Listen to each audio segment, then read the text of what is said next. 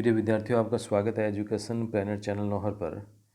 और आज के इस वीडियो में हम पढ़ेंगे कक्षा 7 विज्ञान विषय में चैप्टर नंबर 18 अपशिष्ट जल की कहानी। इसके प्रश्न उत्तर हम करेंगे और प्रश्न उत्तर करने से पहले पाठ का थोड़ा सा सारांश हम ध्यान करेंगे कि अपशिष्ट जल होता क्या है। झाग से भरपूर तेल मिश्रित काले भूरे रंग का जल जो सिंक, शौचालय आदि से नालियों में आता है वह अपशिष्ट जल कहलाता है। और जल की समस्या की गंभीरता को समझते हुए 22 मार्च को विश्व जल दिवस मनाया जाता है। प्रयुक्त ये जो वाहित मल होता है वो घरों, उद्योगों, अस्पतालों, कार्यालयों और अन्य उपयोगों के बाद प्रवाहित किए जाने वाला जल अपशिष्ट जल होता है। वाहित मल द्रव रूपी अपशिष्ट पदार्थ होता है जो जल और मृदा का प्रदूषण उत्पन्न करता है। खुली नाली व्यवस्था मक्खी, मच्छर और अन्य ऐसे जीवों के लिए प्रजनन स्थल प्रदान करती है जो रोग उत्पन्न करते हैं। हमें खुले में मल का त्याग नहीं करना चाहिए। कम लागत विधियों को अपनाकर भी मल का सुरक्षित निपटान संभव किया जा सकता है। एक इसमें आगे शब्द आएगा सीवर। तो सीवर वह व्यवस्था है जो नालियों और पाइपों को जोड़कर मल विसर्जन के लिए बनाई जाती है और ये अंडरग्राउंड होती है, ज़मीन के अंदर ये पाइप दबाए हुए होते हैं। आगे एक इसमें विषय आएगा आपंक। जब अपशिष्ट जल को साफ करने के लिए टंकी में ले जाया जाता है तो अपशिष्ट ठोस उसकी तली में बैठ जाते हैं, यह अपंक कहलाता है।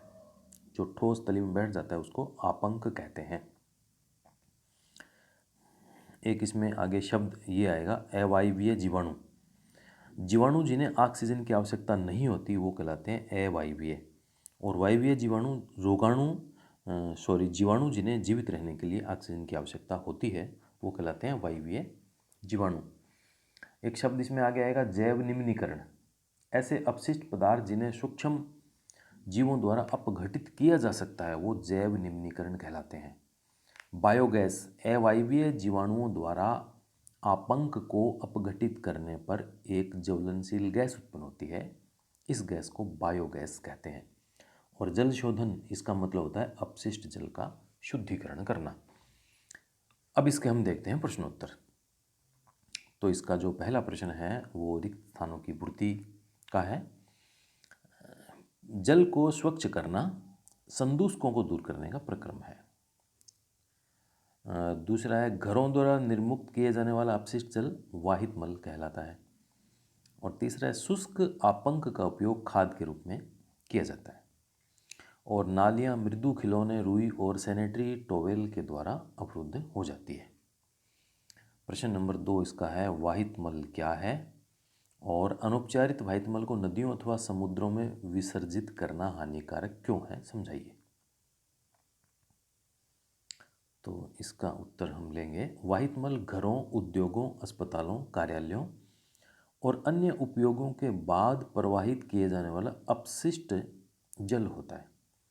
इसमें वर्षा जल भी सम्मिलित है जो तेज़ वर्षा के समय नालियों में बहता है। सड़कों और छतों से बहकर आने वाला वर्षा जल अपने साथ हानिकारक पदार्थ को ले जाता है। वाहित मल द्रव रूपी अपशिष्ट होता है। इसमें अधिकांश जल होता है जिसमें घुले हुए और निलंबित अपद्रव्य होते हैं। ये अपद्रव्य संदूषक कहलाते हैं। अनुपचारित वाहित मल को नदियों अथवा समुद्रों में विसर्जित करना हानिकारक होता है क्योंकि वाहित मल एक जटिल मिश्रण होता है। इसमें निलंबित ठोस होते हैं, कार्बनिक और अकार्बनिक अशुद्धियाँ होती हैं, पोषक तत्व होते हैं, मृत जीवी और रोग वाहक जीवाणु और अन्य सूक्ष्म जीव होते हैं। इसलिए इनको सीधा ही बिना उपचारित किए हुए नदियों व समुद्रों में नहीं डालना चाहिए और हानिकारक होता है। अगला प्रश्न है तेल और वसाओं को नाली में क्यों नहीं बहाना चाहिए, समझाइए। खाना पकाने के तेल और वसाओं को नाली में नहीं बहाना चाहिए। ये पाइपों में कठोर पदार्थों की परत जमा कर उन्हें अवरुद्ध कर सकते हैं। खुली नाली में वसा मृदा के रंध्रों को बंद कर देती है जिससे उसकी जल को फिल्टर करने की प्रभाविता कम हो जाती है। तेल और वसाओं को कूड़ेदान में ही फेंकना चाहिए। प्रश्न नंबर 4 है, अपशिष्ट जल से स्वच्छ जल प्राप्त करने के प्रक्रम में सम्मिलित चरणों का वर्णन कीजिए। इसका उत्तर है, अपशिष्ट जल के उपचार में भौतिक, रासायनिक और जैविक प्रक्रम सम्मिलित होते हैं, जो जल को संदूषित करने वाले भौतिक, रासायनिक और जैविक द्रव्यों को पृथक करने में सहायता करते हैं।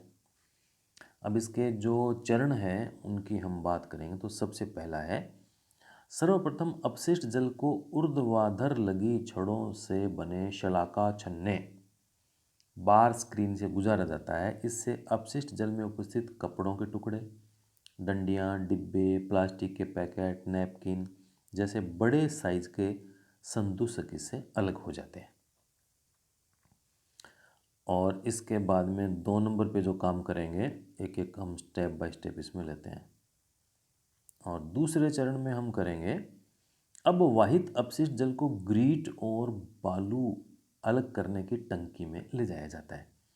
इस टंकी में अपशिष्ट जल को कम प्रवाह से छोड़ा जाता है, जिससे उसमें उपस्थित बालू, ग्रीट और कंकड़ पत्थर उसकी पैंदी में बैठ जाते हैं। तीसरा इसका चरण है, फिर जल को एक ऐसी बड़ी टंकी में ले जाया जाता है जिसका पैंदा मध्य भाग की ओर ढलान वाला होता है। जल को इस टंकी में कई घंटों तक रखा जाता है, जिससे मल जैसे ठोस उसकी तली के मध्य भाग में बैठ जाते हैं और इन अशुद्धियों को खुरच कर बाहर निकाल दिया जाता है।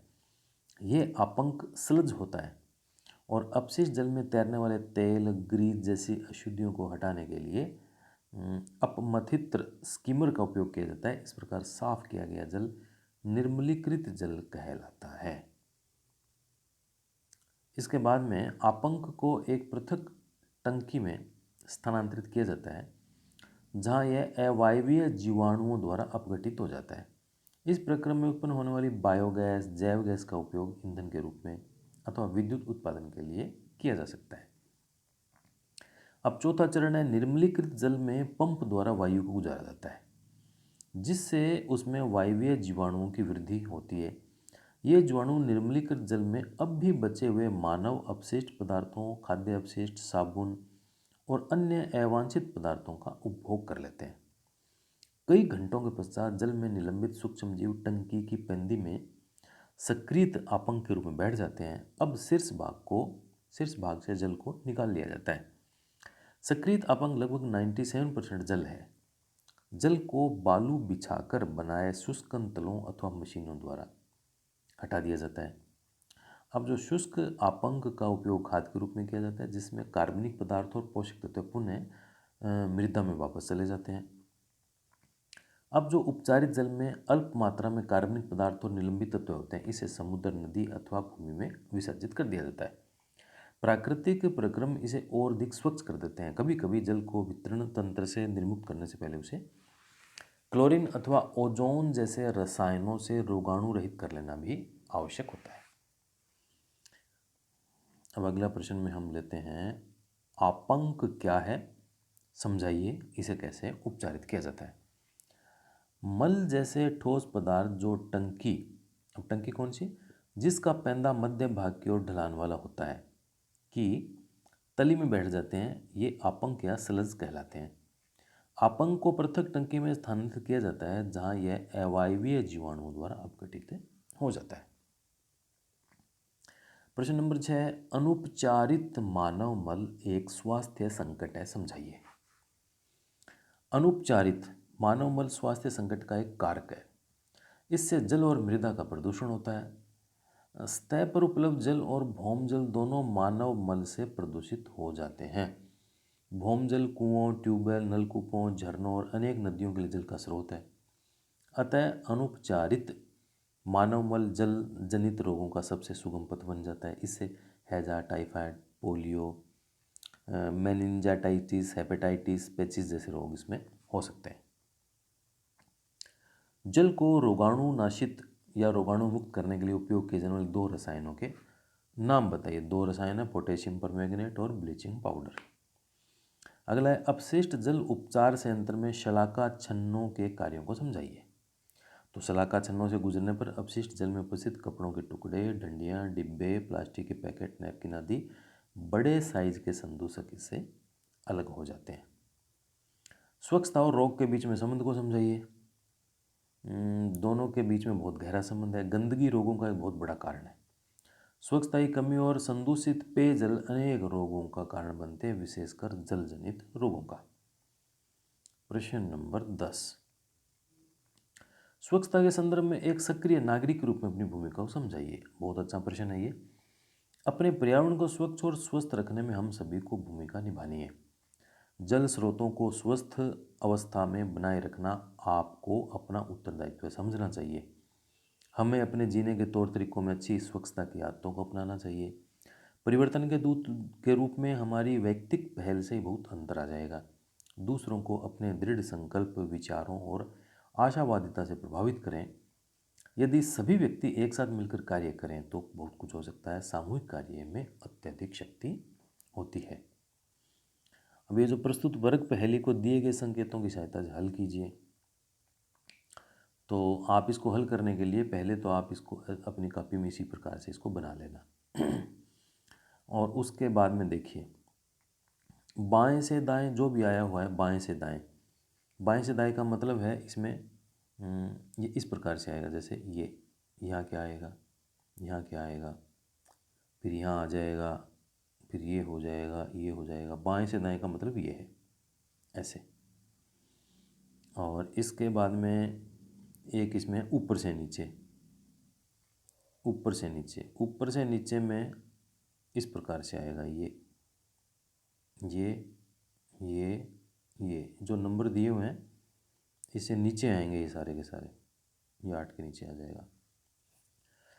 तो इस प्रकार से इस पहेली को हम हल करेंगे। बाएं से दाएं क्या है, वाहित मल उपचार संयंत्र से प्राप्त गैसीय उत्पाद। अब 2 नंबर है। अब 2 नंबर में देखिए क्या आएगा, बायोगैस है ये। तो हम 2 नंबर में लिखेंगे बायोगैस। हम एक उदाहरण के रूप में इसको पहले हल कर लेते हैं, उसके बाद में आप इसमें कीजिएगा। ये क्या है, बाएं से दाएं, तो इसमें आएगा बायोगैस। और इसके बाद 4 नंबर पे वातन आएगा, 7 में सीवर आएगा, 8 में वाहित मल आएगा, ऊपर से नीचे में ये आएगा। तो आप इसके अनुसार इस पूरी की पूरी इस पहेली को आप भर लीजिएगा। अब देखिए प्रश्न नंबर 12, ओजोन के बारे में निम्नलिखित वक्तव्यों को ध्यानपूर्वक पढ़िए। पहला है, यह सजीव जीवों के श्वसन के लिए अनिवार्य है।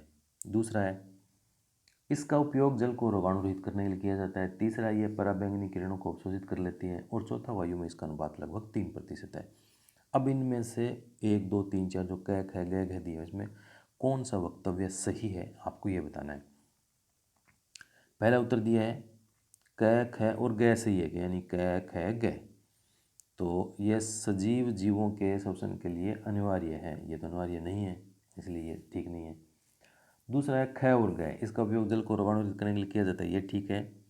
और ये पराबैंगनी किरणों को अवशोषित कर लेती है, तो ये भी ठीक है। तो इसका उत्तर दूसरा ही है, ख और ग। तो इसके सारे ऑप्शन आप देख लीजिए, और तो इसका सही उत्तर आएगा नंबर 2, ख और ग। यानी इसका उपयोग जल को रोगाणु रहित करने के लिए भी किया जाता है, ओजोन को, और यह पराबैंगनी किरणों को अवशोषित भी कर लेती है। इसमें ये 2 कथन इसमें सत्य हैं। तो हमने कक्षा 7 विज्ञान विषय के अंतिम पाठ अपशिष्ट जल की कहानी, इसके हमने प्रश्नोत्तर किए हैं, और इसमें कई और प्रश्न भी बनते हैं। मैं एक बार उन प्रश्नों को वैसे ही बोल देता हूँ, और आप थोड़ा इसमें ध्यान करेंगे तो उस बीच में आ जाएंगे। वर्ग पहेली को इसमें भर भी सकते हैं। तो चलिए वर्ग पहेली को भर के उसकी एक फ़ोटो आपके इसमें साथ में जोड़ देते हैं, आपको इसमें थोड़ी सी इसमें आसानी रहेगी। इसके जो अन्य प्रश्नों में ये बन सकता है, जल के शुद्धिकरण से आप क्या समझते हैं, वाहित मल क्या होता है, संदूषक किसे कहते हैं, जल में घुले हुए और निलंबित अपद्रव्य होते हैं, ये संदूषक कहलाते हैं। वाहित मल में कौन कौन से पदार्थ होते हैं, उस जीव का नाम लिखिए जिसका प्रयोग जल के शुद्धिकरण में किया जाता है, तो जीवाणु या बैक्टीरिया होता है।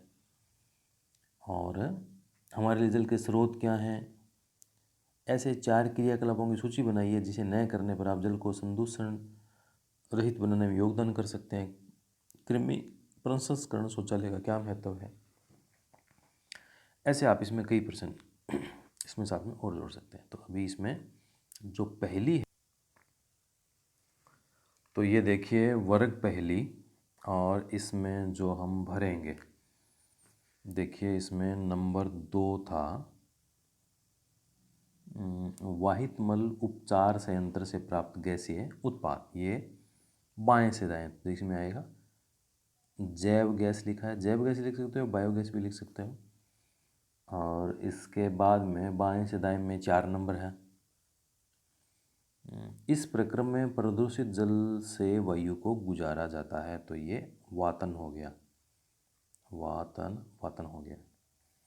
और अगला इसमें है वाहित मल ले जाने वाले पाइपों की व्यवस्था, 7 नंबर ढूंढिए। ये देखिए सीवर ये सीवर हो गया। इस प्रकार से बाएं से दाएं वाले। फिर देखिए उपयोग के बाद नालियों में बहता जल, 8 नंबर है ये, तो ये होता है वाहित मल, तो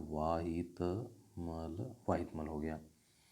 फिर ऊपर से नीचे वाले में जल उपचार में रोगाणुनाशन के लिए प्रयुक्त एक रसायन, नंबर 1। तो नंबर 1 को ढूंढिए। ये देखिए ओजोन हो जाता है। फिर तीसरा है वह सूक्ष्म जीव जो ऑक्सीजन की अनुपस्थिति में जैव पदार्थों का विघटन करते हैं, 3 नंबर। तो वह अवायवीय जीवाणु, ये 3 नंबर देखिए आप इसे पूरा। और उसके बाद में 5 है संदूषित जल। तो संदूषण को कहते हैं अपशिष्ट जल, तो अपशिष्ट जल ये हो गया। फिर है 6 नंबर वह स्थान जहाँ वाहित मल से प्रदूषक पृथक किए जाते हैं, नंबर 6। तो ये ऊर्ध्वाधर शलाका, और अंतिम में अनेक व्यक्ति इसका विसर्जन खुले स्थानों में करते हैं, 9 नंबर। 9 को ढूंढिए, तो ये मल हो गया। तो ये वर्ग पहली है। तो वर्ग पहली में हमारा मनोरंजन भी होता है और साथ में हमारा ज्ञान भी बढ़ता है, हमारा ज्ञान की जांच भी हो जाती है। तो उम्मीद करता हूँ कि ये ठीक प्रकार से आपको सब समझ में आ गए होंगे। और नेक्स्ट जो इस पर वीडियो आएगा लेंगे और उसमें पाठ को लेंगे और इसके बचे हुए प्रश्न भी उस समय साथ में हम जोड़ सकते हैं। तब तक ये जो हुआ है पाठ्य पुस्तक के प्रश्नोत्तर हैं, आप इनकी अच्छी तैयारी कीजिए और अपने होमवर्क के रूप में आप इसको अपनी कॉपी में ठीक प्रकार से कर सकते हैं।